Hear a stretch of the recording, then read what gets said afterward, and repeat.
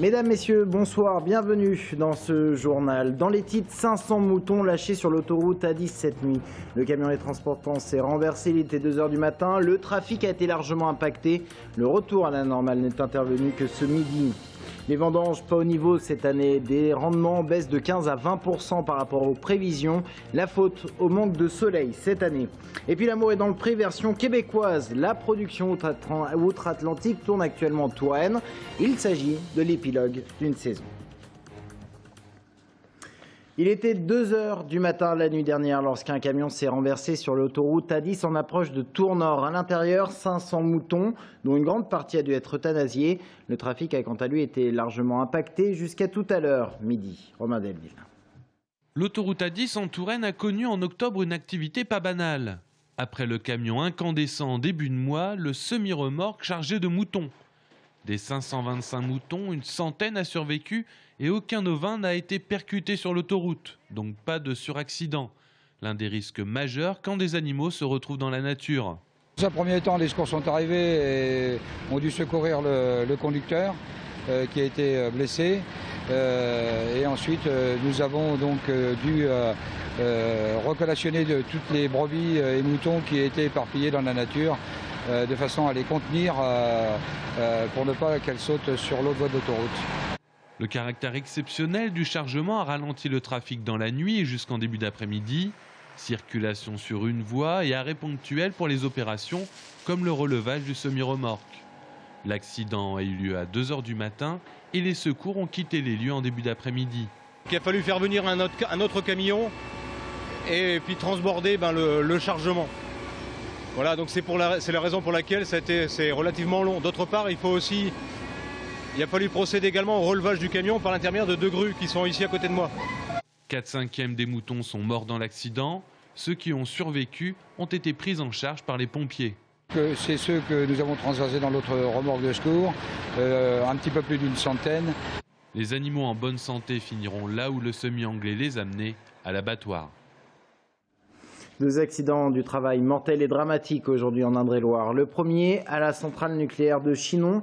Il était 10 h lorsqu'un salarié d'un sous-traitant spécialisé dans le levage et le grillettage a été happé par le système d'entraînement d'une grue. Les sapeurs-pompiers et les équipes du SMU ont tenté de le désincarcérer, mais ils n'ont pas pu le maintenir en vie.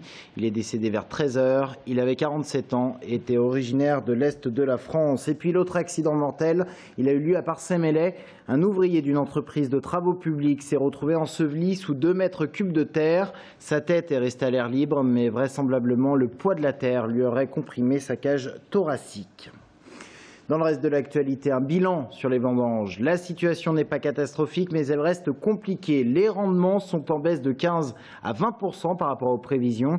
Les viticulteurs seront obligés de puiser une nouvelle fois dans les stocks. La faute au manque de soleil sur l'année. Les viticulteurs ont dû attendre le dernier moment pour vendanger. Reportage au château de la Grille, près de Chinon, Aurélie Renaud. Une parcelle de Cabernet Franc sous haute surveillance depuis des mois. Pour récolter un fruit digne de ce nom, l'équipe du Château de la Grille a dû tailler la vigne plusieurs fois dans l'année.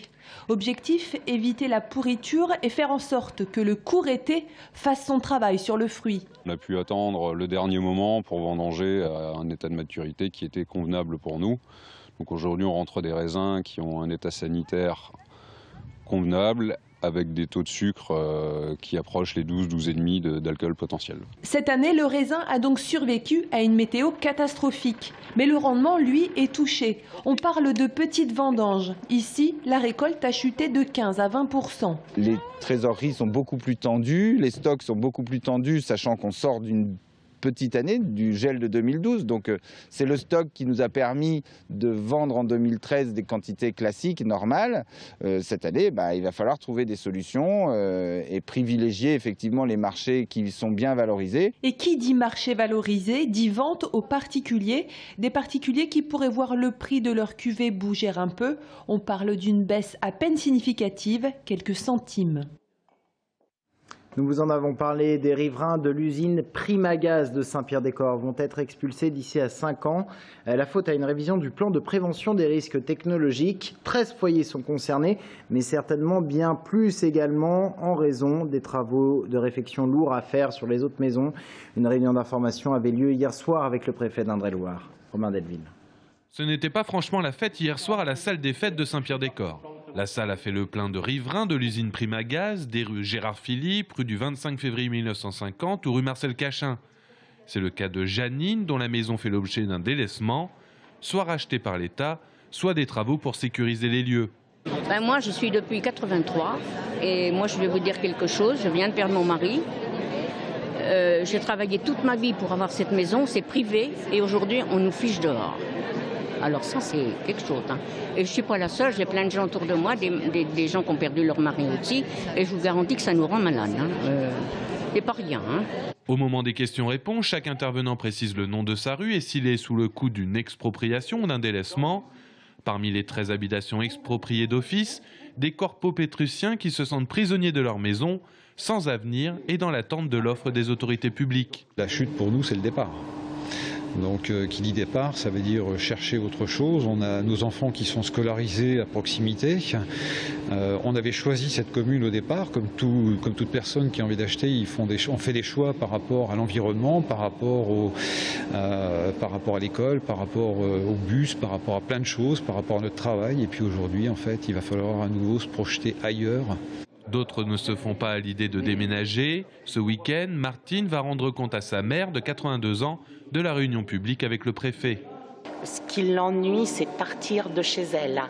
Bon, à son âge, ça la tracasse beaucoup, ça l'angoisse. Alors elle ne sait pas trop comment faire. Une centaine de logements sont concernés par les nouvelles zones de risque. Pour le moment, les estimations des maisons rachetées n'ont pas encore eu lieu. Plus léger, vous connaissez certainement l'émission L'amour est dans le pré. Un agriculteur d'Indre-et-Loire s'est d'ailleurs illustré. Il s'agit de Jean-Michel Claveau. Eh bien, le Québec a également son émission. Et si nous vous en parlons ce soir, c'est que la production québécoise tourne actuellement en Touraine pendant 4 jours. Il s'agit de l'émission finale de la saison, quand l'agriculteur emmène sa dulcinée en voyage. Et l'agriculteur a choisi la Touraine. Reportage signé Brian Bock. Au Québec, l'émission L'amour est dans le pré fait un tabac. 1 million de téléspectateurs suivent le programme, soit 10% de la population.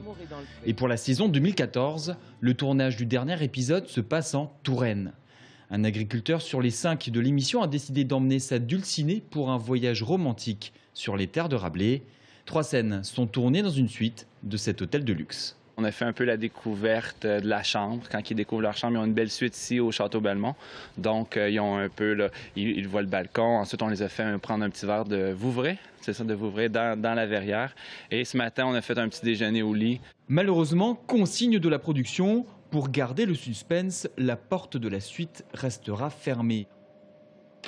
Nous ne verrons pas les 2 tourtereaux, mais nous avons quand même réussi à voir à quoi ressemble la chambre, une suite à 355 € la nuit. Donc là on est sur une suite équivalente à la suite mise à disposition de notre couple québécois, avec un balcon vue sur le jardin, un espace de salon et une chambre différenciée de l'espace salon. Et monsieur le directeur a de quoi être ravi. Au-delà de la dizaine de personnes du tournage hébergées dans son hôtel pendant 4 jours, il attend un retour à plus long terme. Notre intérêt, si on parle d'intérêt économique, il réside sur un éventuel séjour futur de personnes qui auront vu l'image et qui seront intéressées par la région et plus particulièrement par notre établissement. La saison 3 de L'amour est dans le pré québécois sera diffusée en février 2014 sur la chaîne V-Télévision, la 3e du Québec en termes d'audience. Une belle vitrine donc pour la Touraine. Ah oui, une belle vitrine puisque l'émission réalise 35% de part de marché. Il s'appelle Jacques Vincey. Cet homme, eh bien, il s'agit du nouveau directeur du Nouvel Olympia, le centre dramatique régional de Tours. Il prend la succession de Gilles Bouillon qui a eu du mal à quitter la Touraine. Nous avions fait écho. Jacques Vincey était l'invité de l'émission Tout sur un plateau hier. Il était interviewé par Émilie Tardif. En voici un rapide extrait. Je comprends cette affectivité qu'il peut y avoir autour de cette succession. Et en même temps, on va construire une nouvelle histoire. Et je suis là pour ça. C'est un magnifique théâtre construit il y a 10 ans, en plein cœur du centre-ville, qui a beaucoup de spectateurs, qui a une très belle programmation. Donc la barre est haute, mais c'est ça l'intérêt. À la fois la barre est haute et à la fois je sens un très grand potentiel, un très grand appétit d'autres choses. Je vais arriver nouveau directeur et nouveau metteur en scène, donc je vais amener un autre univers théâtral. Et j'arriverai avec 2 artistes associés, 2 jeunes metteurs en scène que je vais accompagner dans leur parcours pendant 2 ans, qui eux aussi vont enrichir le bouquet qui sera proposé aux spectateurs. Et ces 2 metteurs en scène qui épauleront Jacques Vincey, eh bien, il s'agit d'Alexis Armangol de Volapük, vous le connaissez peut-être, et puis une femme, Caroline Nguyen, qui est actuellement dans une compagnie à Valence dans la Drôme. Jacques Vincey veut mettre en avant des talents neufs. Un mot de sport pour vous signaler la réception par le Tour FC du stade Lavallois ce soir au stade de la Vallée du Cher, 12e journée du championnat. Le Tour FC qui participera à la journée blanche, cette grève des clubs de foot des Ligues 1 et 2, le dernier week-end de novembre. Il n'y aura donc pas de match, mais des portes ouvertes dans les stades. Le Tour FC ne se rendra donc pas à Troyes comme prévu, mais accueillera le public à Tours. On vous le rappelle, les clubs de foot protestent contre la taxe à 75% sur les hauts salaires. Cette décision des clubs professionnels, surtout qu'en 2 ans, 3000 clubs amateurs sont morts et personne n'en a jamais parlé. Je pense que le football a des difficultés, mais amateurs et professionnels, donc il faut engager une réflexion d'ensemble sur ces sujets-là. Je comprends que les Français voient ça d'un très mauvais œil, mais il faut aussi prendre conscience de tout un tas de problèmes qui minent le football. Précisons quand même que le budget annuel de Tours était 2 millions. Ce que gagne sur un mois un joueur que tout le monde reconnaîtra dans un grand club d'une grande ville française. Elle ne touche pas directement, mais par solidarité avec l'ensemble des présidents des clubs de première division, les présidents de clubs de seconde division ont adopté cette disposition. Et du Tour FC, on en parle ce soir dans l'émission Écho, etc. Le Mag, présentée par Stéphane Frachet. Rendez-vous ce vendredi soir, donc à 22h30 en première diffusion. On termine ce journal avec des images d'un jardin flambant neuf au cœur du quartier du Sanitas à Tours, le jardin Meffre, qui sera inauguré demain matin à 11h. Il a été entièrement refait, cela a pris du temps. Il faut dire que ce jardin de Tours est le 4e en termes de superficie après les prébendes ou encore le jardin botanique. 8000 mètres carrés de verdure conçus par Daniel Jude, paysagiste de la ville de Tours. L'année dernière, en septembre 2012, donc nous avons entamé les travaux pour requalifier l'ensemble de ce jardin parce qu'il en avait besoin, parce qu'il y avait une attente très forte des habitants. Et donc, du coup, ça s'est fait notamment concertation avec la population. Nous avons mené une concertation d'1 an et demi environ. C'est vrai qu'on a été un peu perturbé par des aléas techniques mais aussi météorologiques cet hiver. Donc ça a ralenti en fait l'intervention des entreprises. Et sachez également que des installations et du mobilier ont été conçus avec l'aide de riverains. Une dernière information avant de se quitter. N'oubliez pas, c'est ce week-end qu'on change d'heure. Dimanche matin au petit matin à 3h, il sera donc 2h. N'oubliez pas de régler vos montres, surtout pour lundi pour le travail. Restez avec nous dans un instant. On parle de Robusto.